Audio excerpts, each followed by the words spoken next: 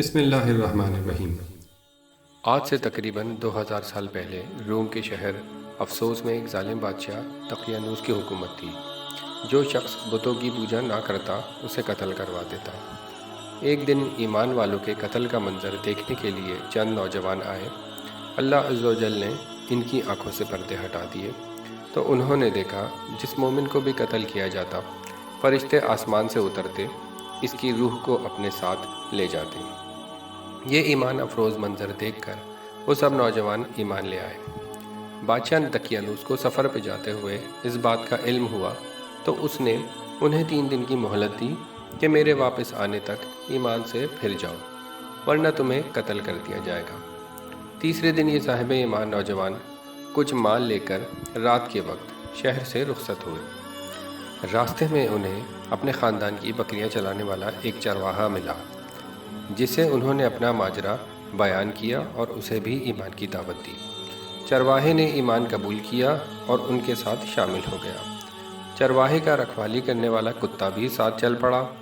یہ سب سفر کرتے کرتے صبح کے وقت شہر سے تقریباً 6 میل کے دور ایک غار میں پہنچے اور کھانا کھا کر سو گئے۔ یہی وجہ ہے کہ انہیں اصحاب کہف یعنی غار والے کہا جاتا ہے۔ بادشاہ دقیانوس کو سفر سے واپسی پر اصحاب کہف کے غار میں پناہ لینے کا پتہ چلا تو اس نے غار کے منہ پر دیوار بنوا دی تاکہ وہ بھوک اور پیاس کی وجہ سے یہیں انتقال کر جائیں اور یہی غار ان کی قبریں بن جائے۔ جس حکومتی ملازم کو یہ کام دیا اس نے اصحاب کہف کے نام، تعداد اور ان کا پورا واقعہ تختی پر لکھوایا اور اسے تانبے کے ایک صندوق میں بند کر کے دیوار کی بنیادوں میں رکھوا دیا۔ یہ صاحب ایمان 309 سال تک مکمل سوتے رہے اور اسی دوران کسی بھی آواز کے سبب ایک لمحے کے لیے بھی بیدار نہ ہوئے۔ اس عرصے میں کئی بادشاہ آئے اور گئے، یہاں تک کہ ایک نیک دل بادشاہ بیدروس کی حکومت آ گئی۔ اس کے زمانے میں کئی فتنے اٹھے جس میں سے ایک یہ بھی تھا کہ مرنے کے بعد دوبارہ زندہ ہونے اور قیامت کے آنے کا کچھ لوگ انکار کرنے لگے تھے۔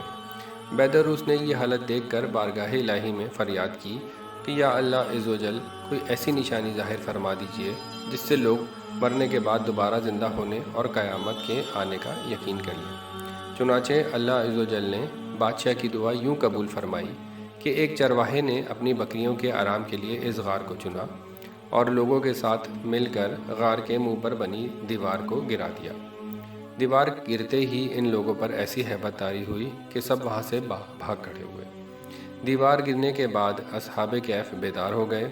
حالت ایسی تھی کہ جیسے ایک رات سوئے، چہرے تر و تازہ اور کپڑے بالکل صاف ستھرے، نیز ان کا کتا غار کے کنارے کلائیاں پھیلائے لیٹا تھا۔ اصحاب کہف صبح کے وقت سوئے تھے اور جب اٹھے تو سورج غروب ہونے میں کچھ وقت باقی تھا۔ انہوں نے نماز ادا کی اور اپنے ساتھی یملیخا کو کھانا لانے کے لیے بھیجا۔ یملیخا ایک تندور والے کی دکان پر گئے اور کھانا خریدنے کے لیے دقیانوسی دور کا سکہ دیا۔ صدیوں پرانا سکہ دیکھ کر بازار والے سمجھے کہ ان کے ہاتھ کوئی پرانا خزانہ آ گیا ہے۔ وہ یملیخا کو حاکم کے پاس لے گئے۔ اس نے پوچھا خزانہ کہاں ہے؟ یملیخا بولے یہ خزانہ نہیں، ہمارا اپنا پیسہ ہے۔ حاکم بولے یہ کیسے ممکن ہے؟ یہ قصہ 300 سال پرانا لگتا ہے، ہم نے تو کبھی یہ سکہ نہیں دیکھا۔ یملیخا بولے دقیانوس بادشاہ کا کیا حال ہے؟ حاکم بولا آج کل اس نام کا کوئی بادشاہ نہیں ہے، سینکڑوں سال پہلے اس نام کا ایک کافر بادشاہ گزرا ہے۔ یملیخا نے کہا کل ہی تو ہم دقیانوس سے اپنی جان بچا کر غار میں چھپے تھے، آئیے میں آپ کو اپنے ساتھیوں سے ملواتا ہوں۔ حاکم اور کئی لوگ غار کی طرف چل پڑے۔ غار میں موجود اصحاب نے جب لوگوں کی آواز سنی تو سمجھا کہ یملیخا پکڑے گئے ہیں اور دقیانوسی فوج انہیں بھی پکڑنے آ رہی ہے۔